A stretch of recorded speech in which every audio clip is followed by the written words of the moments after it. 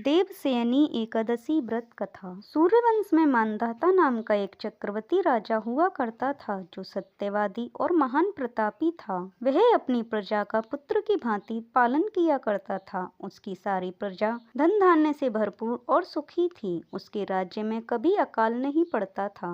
एक समय उस राजा के राज्य में 3 वर्ष तक वर्षा नहीं हुई और अकाल पड़ गया। प्रजा अन्न की कमी के कारण अत्यंत दुखी हो गई। अन्न के ना होने से राज्य में भी यज्ञ आदि बंद हो गए। एक दिन प्रजा राजा के पास जाकर कहने लगी कि हे राजा, सारी प्रजा त्राही त्राही पुकार रही है क्योंकि समस्त विश्व की सृष्टि का कारण वर्षा है। वर्षा के अभाव से अकाल पड़ गया है और अकाल से प्रजा मर रही है। इसलिए हे राजन, कोई ऐसा उपाय बताओ जिससे प्रजा का कष्ट दूर हो।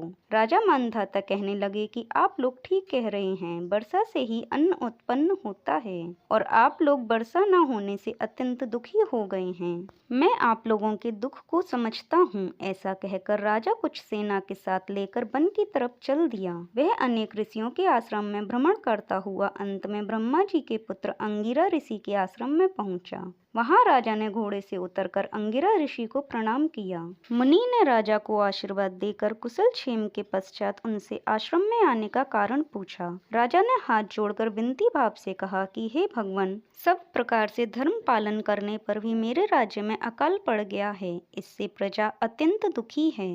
राजा के पापों के प्रभाव से ही प्रजा को कष्ट होता है, ऐसा शास्त्रों में कहा है। जब मैं धर्मानुसार राज्य करता हूँ तो मेरे राज्य में अकाल कैसे पड़ गया, इसके कारण का पता मुझको अभी तक नहीं चल सका। अब मैं आपके पास इसी संदेह को निवृत्त कराने के लिए आया हूँ। कृपा करके मेरे इस संदेह को दूर कीजिए, साथ ही प्रजा के कष्ट को दूर करने के लिए कोई उपाय बताइए। इतनी बात सुनकर ऋषि कहने लगे, हे राजन, यह सतयुग सब युगों में उत्तम है। इसमें धर्म के चारों चरण सम्मिलित हैं।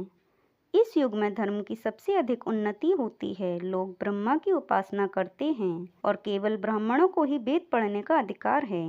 ब्राह्मण ही तपस्या करने का अधिकार रख सकते हैं, परंतु आपके राज्य में एक शूद्र तपस्या कर रहा है। इसी दोष के कारण आपके राज्य में वर्षा नहीं हो रही। इसलिए यदि आप प्रजा का भला चाहते हो तो उस शूद्र का वध कर दो। इस पर राजा कहने लगा कि महाराज, मैं उस निरपराध तपस्या करने वाले शूद्र को किस तरह मार सकता हूँ?